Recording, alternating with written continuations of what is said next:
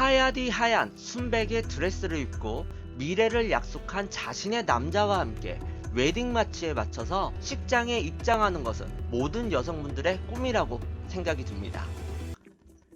이 설레이는 결혼식을 앞두고 홀연히 흔적도 없이 사라진 예비 신부가 있었습니다. 그녀에겐 무슨 일이 일어났던 거였을까요? 이야기는 4년 전으로 거슬러 올라갑니다. 2013년도 당시 29살이었던 이방현 씨는 긴 생머리에 갸름하고 예쁘장한 외모를 자랑하던 여성분이셨습니다. 그녀는 어려운 가정 환경에도 불구하고 빠르게 팀장을 맡을 정도로 능력이 대단했던 취위생사였고, 고향인 제주도를 떠나 서울에서 홀로 객지 생활을 하면서도 가족을 끔찍하게 챙긴 효녀 중에 효녀였다고 합니다. 여러분들, 이렇게 외모도 좋고 능력도 있고 심성까지 고왔던 그녀였는데 당연히 인기가 많았고 임자가 분명 있었겠죠. 그녀는 연세대학교를 나와 증권회사를 다니며 미국에서 MBA 코스를 밟는 그야말로 엘리트 알렉스 최라는 남자와 4년 동안이나 사랑을 키웠다고 합니다. 선남선녀의 만남이라 할 만한 이야기죠. 알렉스 최 역시 키도 크고 얼굴도 잘생겼으며 집안 역시 뉴욕 맨해튼에서 이름난 사업가의 상류층 집안이었다고 합니다. 정말 어마무시한 집안의 남자를 만나고 있었던 거예요. 하지만 드라마에서 나오는 것처럼 격차가 있는 집안이니 알렉스 최의 부모님은 두 사람의 관계를 탐탁치 않게 여겼다고 합니다. 그럼에도 불구하고 청춘 남녀가 그러하듯이 사랑의 결실을 맺게 됩니다. 남자친구 알렉스 최의 적극적인 애정 공세로 4년간의 열애 끝에 그의 청혼을 받아들이게 됩니다. 그리고 미국으로 건너가 결혼식을 올리기로 결정을 했습니다. 이방현 씨의 주변 사람들은 미국 상류사회의 일원이 될 그녀를 신데렐라에 비유하며 매우 부러워했다고 합니다. 당연히 부러워할 수밖에 없겠죠. 정말 새로운 인생을 누리게 되는데 당연히 부러워할 수밖에 없죠. 그녀는 자신의 지인들에게 안부를 전하며 출국 예정일이었던 2013년 1월 24일 하루 전날 식당을 운영하시던 어머니와 만나서 작별 인사를 나눈 뒤 휴대전화를 해지했다고 합니다. 당연히 휴대전화를 해지하겠죠. 미국으로 건너가게 되니까. 이렇게 동화 속에서 나오는 왕자와 공주의 이야기처럼 해피엔딩으로 끝났으면 얼마나 좋았겠냐마는, 그것은 그녀의 마지막 모습이었다고 합니다. 이렇게 그녀가 갑자기 실종이 돼서 연락이 안 된다고 말씀을 드렸는데요. 그런데 여러분들, 뭔가 시작부터 이상하다고 생각이 들지 않으세요? 가난하지만 열심히 살다가 명문대를 졸업한 남자친구를 만났고 그와 결혼을 앞두게 되었습니다. 하지만 결혼을 반대하는 재벌 시부모님, 그리고 그 반대를 무릅쓰고 미국으로 출국. 이 모든 것이 하나의 마치 짜여진 드라마 같진 않습니까? 말 그대로 너무나도 드라마틱한 상황이 실제로 그녀에게 일어났던 것이었죠. 여자 입장에서는 정말 꿈꿔오고 동화 속에서다 나올 뻔한 이야기가 실제로 일어난 거예요. 뭔가 너무나 드라마 같은 얘기죠. 이렇게 사건의 배경부터 여러 의구심을 품게 만드는 그녀가 갑자기 사라진 이유는 과연 무엇일까요? 가족분들의 증언과 함께 추측을 해보도록 하겠습니다. 첫 번째, 결혼 전에 이런저런 5만 가지 생각이 교차하면서 복잡한 심경에 가출을 한 것이 아니냐는 추측을 할 수 있습니다. 방현 씨의 아버님 이택수 씨는 아직 젊고 겨우 30살밖에 안 먹었는데 행여 납치를 당해서 잘못됐나 싶고, 우리 딸이 평소엔 연락이 잘 됐고 가출할 이유는 전혀 없다라고 안타까운 심정을 토로하셨다고 합니다. 제가 앞서 말씀드린 바와 같이 가족들에게 늘 잘하던 효녀였고 인성도 좋았던 그녀의 평소 행실로 보아선 단순 가출 사건이라 쉽게 추론을 할 수는 없겠죠. 두 번째, 시댁이 될 집안과의 그 격차가 너무나도 컸기에 거기에서 무슨 문제가 생긴 것은 아니었나라는 생각도 우리가 해볼 수 있습니다. 이방현 씨의 여동생은 양가 집안, 형편의 차이가 많이 나는데 그쪽 부모님은 의사나 변호사, 당연히 이런 사람들과 결혼하는 것을 원하지 않겠느냐. 언니가 어쩔 수 없이 집안 배경에 대해 약간의 거짓말을 시부모님 될 사람들에게 하였다. 이런 증언을 하게 됩니다. 그리고 그녀는 계속 증언을 이어갔는데요. 언니 역시 KBS 주말 드라마 내 딸 서영이의 주인공 서영이가 된 것 같은 기분이라는 심정을 자신에게 밝혔다고 증언을 했다고 합니다. 이 신분의 차이라는 게 어찌 보면 참 나쁜 거고 다르게 생각하면 당연한 거겠죠. 결혼은 오직 둘만의 만남이 아니라 양가 가족들의 결합이기도 하잖아요. 약간은 어려웠던 이방현 씨의 가정 환경과 부족할 것 없이 풍족했던 남자친구 알렉스 씨와의 가정 환경이 부딪히며 사랑만으론 극복할 수 없는 마찰음이 생겼고 가정 배경을 거짓말한 것에서 무슨 일이 벌어지진 않았나라는 추론 역시 가능성이 있다고 생각을 해봅니다. 자기 배로 낳은 딸이 실종 상태이니 어느 누구보다 가장 마음이 아프실 방현 씨 어머님의 증언이 이어집니다. 딸이 출국 전날 유럽으로 신혼여행을 갔다 미국으로 건너가 휴대전화를 개설할 계획이라 한 달 정도 연락이 되지 않을 것이라고 해서 그냥 그런 줄만 알았다고 합니다. 결혼식을 미국에서 올린 다음에 유럽으로 신혼여행을 일주일 동안 가고 미국으로 돌아와서 그때 핸드폰을 개통할 테니까는 한 달 동안은 연락이 안 될 거다. 이렇게 어머니에게 미리 말씀을 드린 거죠. 걱정하실까봐. 당연하겠죠. 결혼식을 올리는 것만으로도 엄청나게 정신이 없을 텐데 다른 나라에서 새 삶을 시작하고 적응을 해야 하니 그녀에게 당연히 시간이 필요하겠죠. 하지만 한 달이 지나도 깜깜무소식, 그녀와 연락이 되지 않자 방현 씨 어머님은 애타는 마음에 출입국 관리 기록소를 찾아 방현 씨의 행방을 수소문하게 되었다고 합니다. 여기에 기록이 남아있겠죠. 외국에 나갔으면. 하지만 그녀는 해당 기간 내에 출입국 기록이 전혀 없는 것으로 확인되었습니다. 심지어는 국내 여행사 어디에서도 그 기간 동안 탑승자 명단에 방현 씨의 이름은 없었던 것으로 드러났습니다.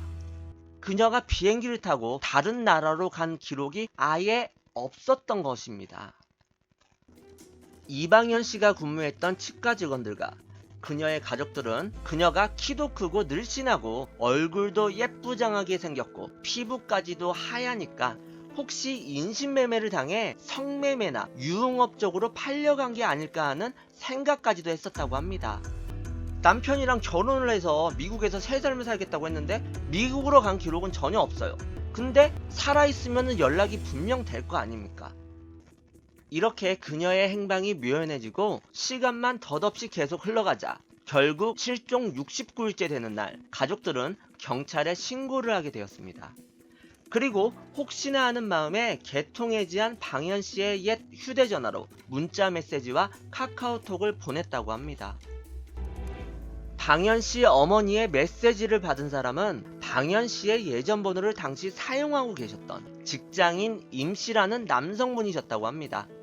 경찰과 취재진이 그를 찾아갔을 때 뜻밖의 말을 했다고 하는데요. 임 씨는 자신의 휴대전화번호 예전 사용자가 화류계 종사자인 줄 알았다는 말을 했다고 합니다. 결혼을 하여 가정을 꾸리고 타국에서 새로운 삶을 살아갈 그녀와 화류계, 즉 술집 여자는 전혀 연계성이 없잖아요. 그런데 그는 과연 왜 이런 말을 했을까요? 왜냐면 휴대전화 번호가 바뀌어도 예전에 쓰던 번호에 그대로 체크카드나 신용카드 사용 내역이 문자 메시지로 수신되어지잖아요. 이 임씨라는 남성분에게도 그런 메시지가 왔었는데 심야 시간에 택시나 나이트, 포장마차, 그리고 모텔 같은 유흥업소에서 신용카드를 사용한 알람이 왔다는 것이었습니다. 이런 쪽에서 메시지가 대부분 날라오니 임씨라는 남성분이 그런 의심을 했던 것도 어느 정도 일리는 있는 거라 생각이 듭니다. 방현씨 가족들은 망연자실하게 됩니다. 타국으로 건너가 새로운 삶을 살고 있을 딸이자 언니가 이렇게 한국에 남아있다는 것이 속속들이 증거로 나오게 되니까요.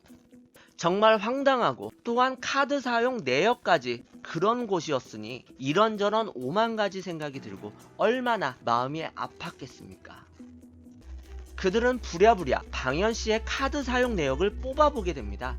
그리고 방현씨가 실종 직전 살던 집에서 10분 거리의 편의점에서도 그녀의 신용카드가 사용된 흔적을 발견했다고 합니다. 그녀는 앞서 추론한 것처럼 가정환경 차이를 극복하지 못해 한국행을 선택하고 고개를 차마 들 수 없어서 가족들에게 돌아오지 못했던 건 아니었을까요? 아니면 어느 누군가가 방현씨의 카드를 몰래 사용했던 건 아니었을까요? 방현씨의 카드를 이용해 택시를 타고 술집, 모텔, 편의점 등을 이용한 사람은 다름 아닌 결혼을 약속했던 남자친구 알렉스 채로 밝혀졌습니다. 경찰 조사 결과 충격적인 사실이 차례차례 드러나기 시작합니다. 과연 그들에겐 무슨 일이 일어났던 거였을까요? 알렉스 채는 2013년 1월 24일 인터넷으로 자신의 휴대폰 번호를 변경하였습니다. 그리고 그날 아침에는 자신의 신부가 될 방현씨가 미국에 가져가기 위해 챙긴 소지품을 모두 다 처분해버리는 이해할 수 없는 행보를 남겼다고 합니다. 여기서 저는 의구심이 하나 드는데요. 상식적이라면 그녀가 돌아올 때까지 짐을 보관을 하던지 혹은 그녀의 가족들에게 인계하는 것이 맞지 않습니까? 그런데 자기의 짐도 아닌 실종자의 짐들을 자기 마음대로 그냥 처리해서 정리해버린 거죠. 이것도 말이 안 되는 거죠. 자신의 신부가 사라졌는데 이 짐을 챙기고 있거나 가족들에게 주는 게 당연한 거 아닙니까? 그냥 치워버린 거예요. 하루 만에. 말이 안 되는 거죠. 그리고 방현씨가 실종 4일째 되던 날에는 칼 전문점에서 특수 제작된 회칼을 구입함과 동시에 렌터카 업체에서 이틀 동안 차를 빌린 기록들도 속속들이 나오기 시작합니다. 그리고 실종 일주일째 되던 2013년 1월 31일부터는 방현씨 명의의 카드를 사용하기 시작했다고 합니다. 택시, 술집, 그리고 모텔 같은 곳에서요. 그리고 경찰들은 이 알렉스 채에게 방현씨의 행방을 추궁하게 되고요. 알렉스 채는 진술을 하게 됩니다. 결혼 전 스트레스였을까요? 출국 전날 저녁 방현씨와 심한 다툼이 있었고 그녀는 결혼 반지를 빼고 뛰쳐나갔다고 합니다. 그리고 그 뒤론 자신도 그녀의 행방에 대해선 전혀 모른다고 무책임한 증언을 하게 됩니다. 그리고 다툼을 벌인 장소에 대한 처음엔 어느 모텔이었다고 말했다가 그의 휴대폰 접속 기록이 그의 집으로 나오자 기억이 안 났다, 집인 것 같다라고 계속 말을 번복했다고 합니다. 모든 범죄자들이 그러는 것처럼 석연치 않은 해명을 표출하고 있는 거죠. 그리고 출국 당일 새벽에 자신의 휴대폰 번호를 바꾼 이유에 대해서는요, 그녀와 싸우고 헤어져서 결혼식도 못 올리게 됐는데 정말 망신을 당할까봐 여자친구의 가족들이나 지인들에게 연락이 오고 이것저것 두려워서였다고 그러한 해명을 하였는데요. 요즘 세상은 모든 행적이 남는 세상이잖아요. 저는 여기서 그가 은밀한 무언가를 마무리하기 위해 어디론가 향했기 때문에 휴대폰 위치 추적을 피하기 위해서 뜬금없이 급하게 번호를 바꾸진 않았나 라는 생각을 해봅니다. 렌터카를 빌린 이유는 집 근처 쇼핑몰을 다녀오기 위함이었다, 이렇게 변명하였으나 기록은 속일 수가 없죠. 집 근처 마트까지의 거리는 왕복 24km, 하지만 차에 남겨진 실제 주행거리는 42km. 그럼 나머지 20여 킬로미터는 과연 어딜 다녀온 것일까요? 여기에 대해선 해답이 전혀 없다고 전해집니다. 왜냐하면 경찰이 나중에 과학수사팀을 불러서 그 차량을 조사했지만 이미 시간이 6개월이나 경과했고 렌터카였다고 말씀드렸잖아요. 그러니까 이리저리 많은 곳으로 이미 렌트를 다녔기 때문에 참 안타까운 얘기죠. 칼은 내가 우울증이 있기에 자살할 목적으로 구입하였다, 이렇게 증언을 하였으나 이런 특수 제작된 칼은 요리사나 그쪽 계통에 있는 사람들만 쓰는 칼이고 한 자루에 40만 원이나 하는 비싼 칼이기 때문에 일반인들은 아예 손도 안 대는 칼이라고 합니다. 그리고 여러분들 생각을 해보세요. 자신의 손목을 그을 때는 면도칼, 커터날만으로도 충분하지 않으십니까? 이런 해칼은 자살보다는 공격 혹은 방어용으로 타인을 향해 사용할 수 있는 도구라고 생각되지는 않으십니까? 그리고 방현씨의 짐을 아무 거리낌 없이 정리하였던 것은 혹시 자신의 아버지가 보셔서 오해하실까봐라는 단순한 이유로 처분하였던 것이었고, 이 특수 제작된 칼은 아버지가 보시고는 너무나 놀래서 밖으로 버렸다고 이렇게 알렉스체는 진술하였다고 합니다.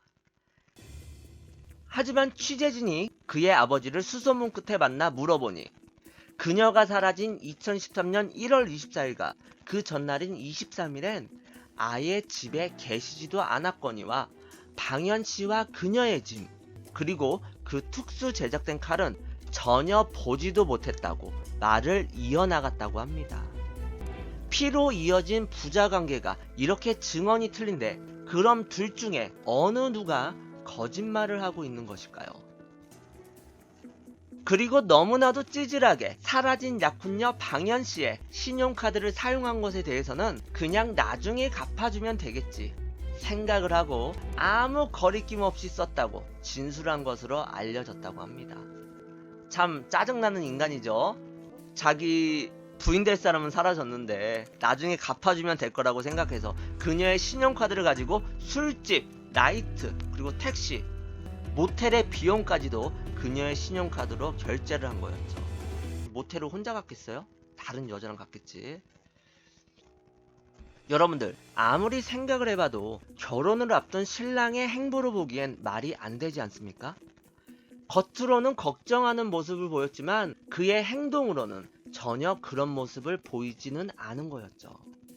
자신과 결혼을 약속한 여자가 실종됐으면 자기가 직접 경찰을 데리고 다니면서 사건 해결에 도움이 될 만한 무언가 소스를 줘야 될 것인데 단 한 번도 방현씨의 가족들에게 먼저 연락한 적도 없었고 오히려 연락을 피했고 연락처까지도 바꿨으니 그가 보여줬던 행동은 같은 남자인 제가 보아도 사랑하는 여자를 대하는 태도가 아닌 거라 생각이 듭니다.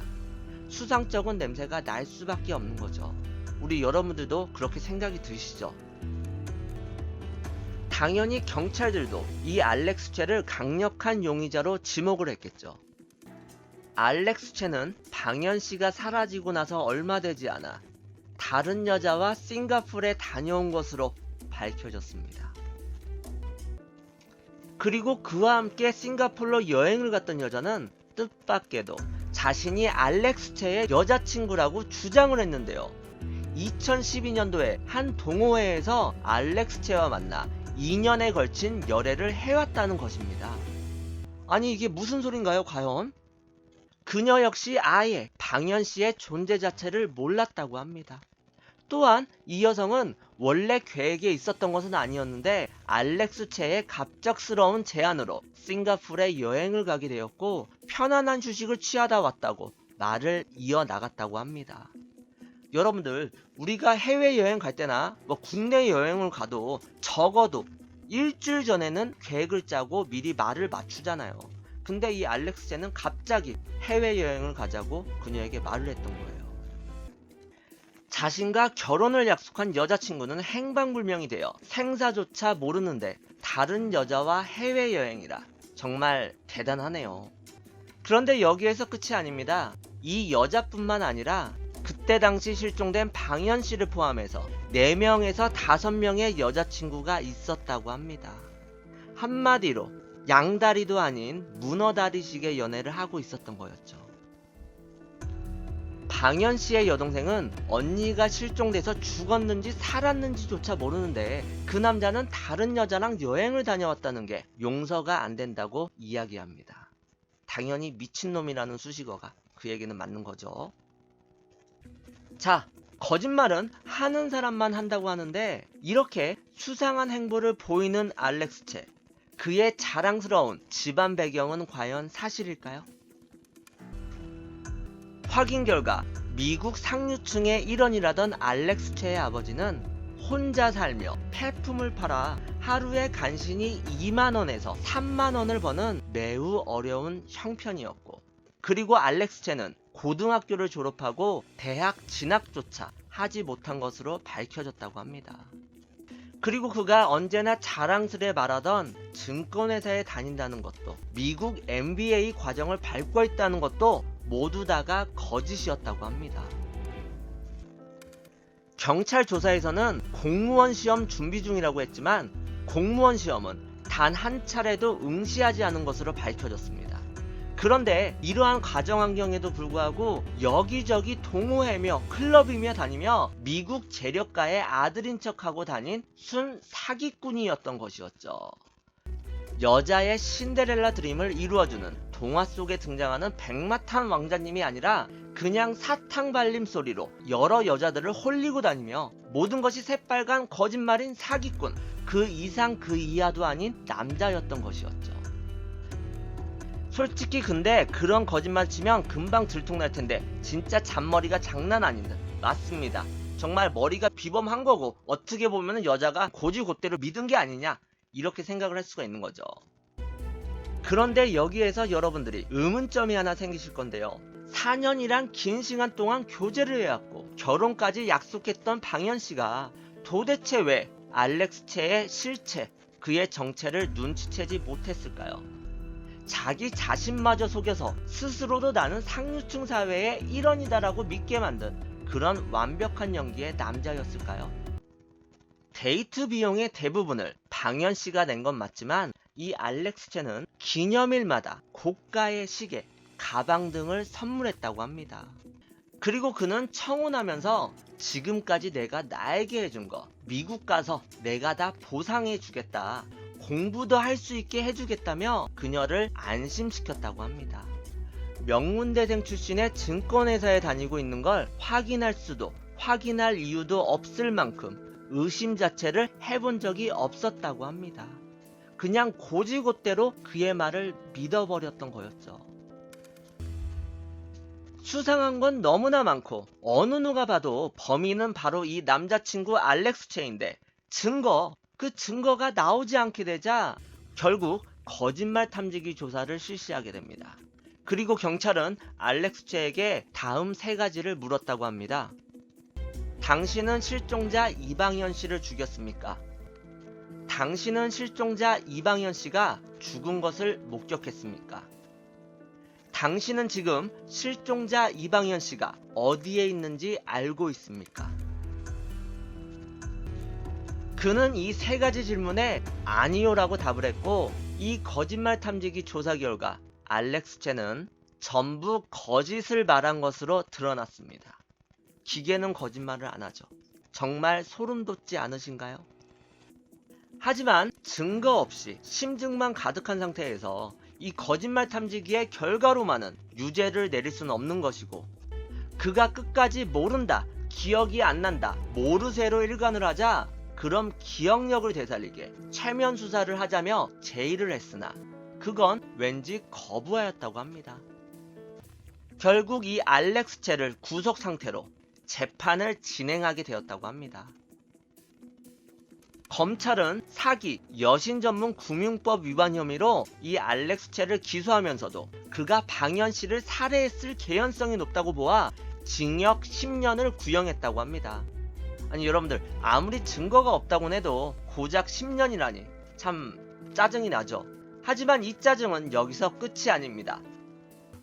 1심 법원은 피고가 피해자를 살해했다고 볼 합리적 의심이 없을 정도로 증명됐다 볼 수 없고, 검찰이 기소하지 않은 살인죄를 양형 요소에 참작할 수는 없다면서 이 사기, 여신 전문 금융법 위반 혐의만 인정을 해서 징역 2년을 선고했다고 합니다.